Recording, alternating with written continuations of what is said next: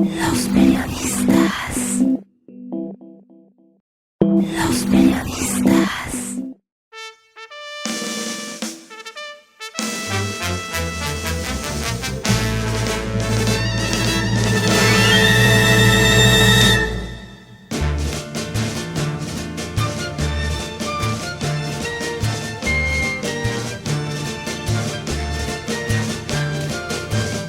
Los métodos para medir el tiempo son muy antiguos, comentaba Salacaín al inicio del año y mostrando su tradicional calendario.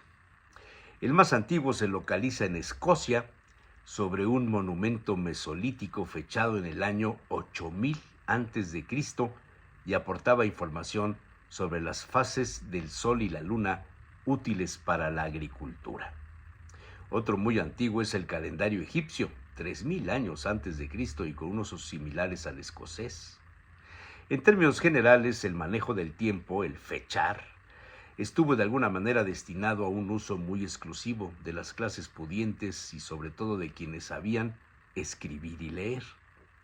La Iglesia Católica contribuyó al afianzamiento del calendario principalmente cuando en las investigaciones del siglo XVI el Vaticano se dio cuenta de una imprecisión. El llamado calendario juliano fue reformado por el Papa Gregorio XIII, quien, ayudado del alemán jesuita Christopher Clavius, creó el calendario gregoriano, vigente hasta la fecha. En la Nueva España los calendarios eran caros, su uso estaba destinado a las clases pudientes y por tanto la información contenida también era una forma del ejercicio del poder. Con la independencia de México hubo una reforma en el uso de las imprentas y algunos editores iniciaron la actividad convertida en moda para tener en un solo libro, almanaque, el conjunto de fechas, santoral, fenómenos astrológicos, festividades de parroquias, ferias, etc., y además de fácil transporte. Surgieron así los libros de bolsillo y en este rubro se inscribió el calendario del más antiguo Galván, cuya primera edición fue en 1826 gracias a don Mariano Galván Rivera. Y Salacaín por fin descubrió el documento hasta ese momento boca abajo. Ese calendario lo adquiría o se lo regalaban cada fin de año para tenerle siempre desde el primer día del nuevo año. Lo hojeaba y buscaba referencias de efemérides, días de descanso y marcaba los días de santos y cumpleaños de sus seres queridos y amigos. Y cada semana repasaba el santoral de los siguientes días para tenerlos presentes y felicitar a quien llevara ese nombre.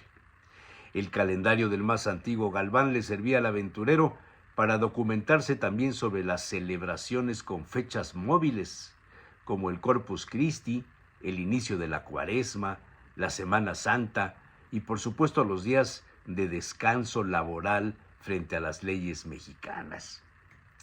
Y Salacaín abrió su calendario Galván de 2025. El 5 de marzo será el miércoles de ceniza, la Semana Santa del 13 al 20 de abril.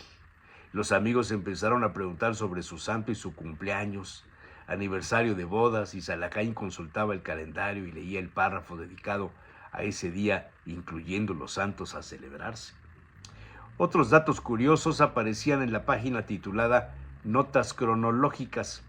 Por ejemplo, según el Martirologio, el mundo se creó hace 7224 años.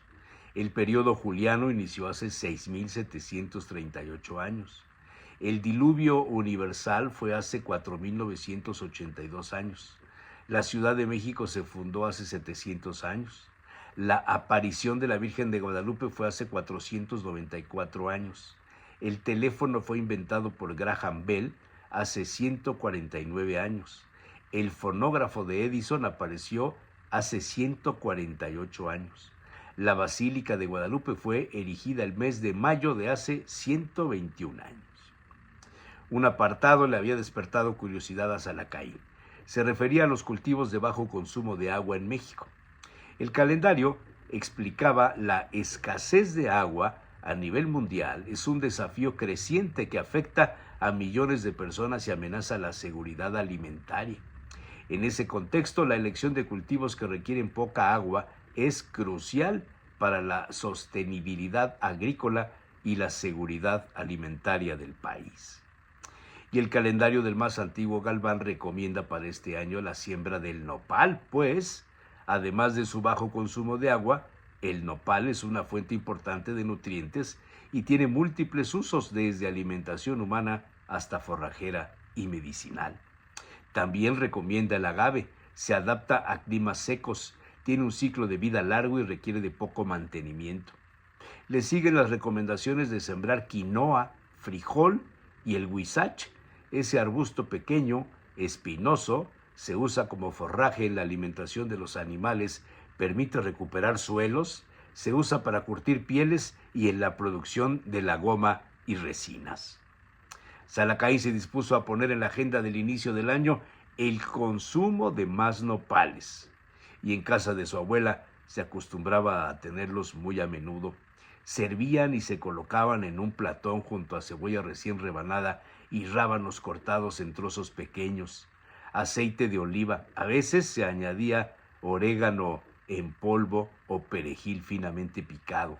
Se usaban estos nopales como acompañamiento de otros platos.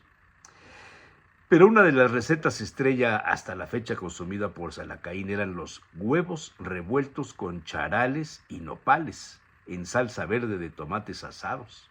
La costumbre venía de la dieta derivada de la cuaresma, cuando no se permite la ingesta de carne. Al final, acabaron formando parte de los desayunos del fin de semana en casa de Salacaín, pero no iban solos, se acompañaban con un par de cucharadas de frijoles negros, muy negros, caldosos, los mismos usados en la sopa de fideos, pero esa es otra historia.